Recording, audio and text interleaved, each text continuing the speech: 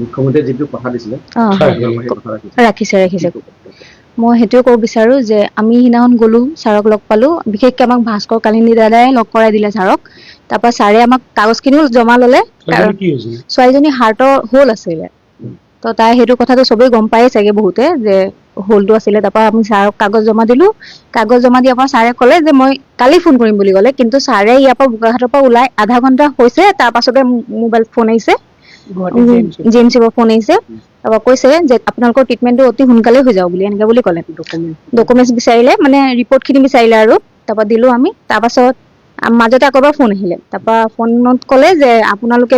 গুৱাহাটী আহিব লাগিব 19 তাৰিখে গুৱাহাটী আহিব লাগিব 19 তাৰিখৰ পৰা মানে গুৱাহাটীৰ পৰা আপোনাক বেংগলৰ পঠাব এনেকে বুলি ক'লে আজি ৰাতিপুৱা ফোন আহিছে টিকেট কৰি দিছে তেওঁলোকে পিডিএফ পঠাইছে টিকেটৰ পিডিএফ মুখ্যমন্ত্ৰীগৰাকীয়ে আপোনালোকক হয় পিডিএফ পঠাইছে তাৰপৰা ফোন কৰি ক'লে যে বাচ্চাৰ আৰু আপোনাৰ টিকেট হৈ গৈছে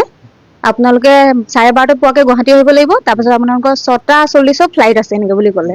তাকে মই আমাৰ মাননীয় মুখ্যমন্ত্ৰীক অশেষ ধন্যবাদ জনাইছো যাতে আমাৰ ইমান সহায় কৰিছে ছোৱালীজনী 2 বছৰ তাই 6 মাহত ধৰা পৰিছে ট্ৰিটমেণ্টটো আমি তেনেকুৱা কৰা নাই মানে ক'বলৈ গ'লে আমি যোৰহাটত ইকো কৰালো তাৰপৰা 6 মাহত যেতিয়া ধৰা পৰিলে তাত কৈছে যে এইটো ফিল আপ হৈ যাব বুলি ক'লে টেনশ্যন ল'ব নালাগে এই টাইমৰ হ'ল আছিলে এইটো ফিল আপ হৈ যাব বুলি ক'লে আমাক ক'লে তাই যেতিয়া 2 বছৰ কমপ্লিট হ'ব তেতিয়া আকৌ এবাৰ ইকো কৰাই ল'ব তাই যেতিয়া 2 বছৰ কমপ্লিট হৈছে তেতিয়া আমি আকৌ ইকো কৰাইছো তেতিয়া কৈছে হোলটো বাঢ়ি গৈছে মানে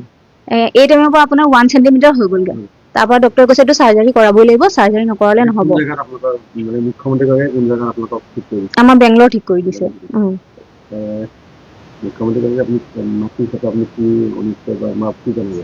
মই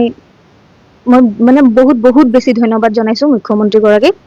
কাৰণ আমাৰ ইমান সহায় কৰি দিছে লগতে ভাস্কৰ দাকো বহুত ধন্যবাদ জনাইছো কাৰণ তেওঁৰ জৰিয়তে আমি মুখ্যমন্ত্ৰী ছাৰক লগ পালো সেয়ে ক'ব বিচাৰিছো আমি বহুত ধন্যবাদ আমাৰ ফালৰ পৰা 19 তাৰিখৰ টিকেট হৈ আছে আমাৰ অলৰেডি তাৰপৰা আমাক মানে ইয়াৰ পৰা মাতিছে গুৱাহাটী মেডিকেল কলেজত মাতিছে তাত কিবা চাগে নাজানো কিবা কি কৰিব সেইটোতো গ'লে গম পাম বাৰু তাৰপৰা কৈছে 6:40 ফ্লাইট আছে বুলি কৈছে এতিয়া কেনেকুৱা লাগিছে আচলতে যেহেতু ছোৱালীজনীৰ ক্ষেত্ৰত এটা উন্নত চিকিৎসাৰ বাবে আপোনালোকক বাহিৰলৈ মাতিছে আপুনি মাতৃ হিচাপে কেনেকুৱা লাগিছে এতিয়া মোৰ বহুত ভাল লাগিছে কাৰণ মুখ্যমন্ত্ৰী ছাৰে যেনেকুৱা কথা দিছিলে তেনেকুৱা কথা ৰাখিছে সেইটো কাৰণে মানে অশেষ ধন্যবাদ হয় কথা দি কথা ৰাখিছে আচলতে সঁচা কথা ক'বলৈ গ'লে ফোন কৰোঁতে ময়ো গম পোৱা নাছিলোঁ যে তেখেতসকলে কোন মানে তেখেতে কৈছে এনেকৈ সৰু ছোৱালীজনীৰ হাৰ্টৰ প্ৰব্লেম হৈছে ভাস্কৰ দা আপোনাৰ পৰা অলপ সহায় বিচাৰোঁ তেখেতে কৈছোঁ আচলতে মই তাৰ 5 দিনে মাননীয় মুখ্যমন্ত্ৰী আচলতে বোকাখাটলৈ অহা কথা আছিলে যোৱা দেওবাৰে আহিলে অহাৰ লগে লগে তেখেতসকলক মই লগ কৰাই দিছোঁ সৌভাগ্য যে মাননীয় মুখ্যমন্ত্ৰী ডাঙৰীয়া তেখেতসকলক লগ কৰাৰ লগে লগে কৈছে যে তেখেতসকলৰ উন্নত চিকিৎসাৰ কাৰণে তেখেতে ব্যৱস্থা কৰিব তাৰ পাছতেই প্ৰায় 9:30 বজাত মাননীয় মুখ্যমন্ত্ৰী ডাঙৰীয়া তেখেতসকলক লগ কৰালে মই লগ কৰাই দিলোঁ আৰু তাৰপিছতে 10:30মান বজাতে মই গুৱাহাটী আধা ঘণ্টা পিছতে GMC পৰা ফোন আহিলে যে তেখেতসকলক উন্নত চিকিৎসাৰ কাৰণে নিয়াৰ ব্যৱস্থা কৰিব 19 তাৰিখে আৰু আজি ভাল লাগিলে কিয়নো তেখেতসকলক গৃহলৈ আহিলোঁ পুৱাতে মাক আৰু দেউতাকে মোক ফোন কৰি কৈছে দাদা আমাক গুৱাহাটীৰ পৰা ফোন কৰিছে ফ্লাইটৰ টিকেটৰ ব্যৱস্থা কৰি দিছে এই ক্ষেত্ৰত মাননীয় মুখ্যমন্ত্ৰী ডাঙৰীয়া আচলতে কথা ৰখা বুলি ক'বই নোৱাৰে কথাটো শুনাৰ লগে লগে ৰখাটো অলপ পাছতে আধা ঘণ্টাৰ পাছতেই যে দিলে পুনৰবাৰ মাননীয় মুখ্যমন্ত্ৰী ডাঙৰীয়াক আমাৰ বোকাখাটৰ এই কণমানি ছোৱালীজনীৰ কাৰণে যি সহায় কৰিলে এয়া এনেধৰণৰ মুখ্যমন্ত্ৰী আচলতে আমাৰ প্ৰয়োজন আৰু এনে ক্ষেত্ৰত আচলতে কণমানি ছোৱালীজনীৰ ক্ষেত্ৰত আচলতে তেখেতসকলৰ মাতৃ পিতৃৰ পইচাৰ অভাৱ হৈ থকাৰ ক্ষেত্ৰত তেখেতে বহুতো জেগাত ট্ৰিটমেণ্ট কৰিলে তেখেতসকলকো কৈছিলে আচলতে সোনকালে ট্ৰিটমেণ্ট কৰিবলৈ পইচাৰ অভাৱৰ কাৰণে হোৱা নাছিলে তো যিকোনো মাননীয় মুখ্যমন্ত্ৰী ডাঙৰীয়া এই ক্ষেত্ৰত সহযোগ কৰিলে আৰু কোনোবা যদি ইচ্ছুক ব্যক্তি দয়াৱান ব্যক্তি আছে এই ক্ষেত্ৰত তেখেতসকলক অকণমান আৰ্থিকভাৱে সহযোগ কৰিলে আমি কৃতাৰ্থ হ'ম মই মুখ্যমন্ত্ৰী ডাঙৰীয়াক মই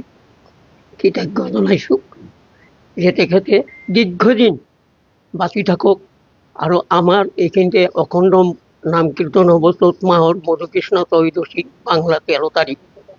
মই আমাৰ ৰাইজৰ হৈ পেলাই আমি 4 দিন যে অখণ্ড নাম কীৰ্তন হ'ব তেখেতৰ নামত এটা মানে দ্বীপ জ্বলাম 4 দিনত অখণ্ড নাম কীৰ্তন হ'ব তেখেতৰ যিটো মানুহ সিহঁতৰ ঘৰৰ যি পৰিয়ালবৰ্গ আৰু তেখেতৰ লগৰ সংগীত যিবিলাক আছে চবেই যাতে ভাল মন্তভাৱে থাকে, আকৌ ঘূৰি তেখেতে আমাক মানুহত যাতে আহক, যাতে তেখেতক কোনো পৰাজয় কৰিব নোৱাৰে। সেইটো মোৰ মনত খুব ধাৰণা, আৰু মই সেই কথা কৈয়ে মই সামৰণি মাৰিছোঁ।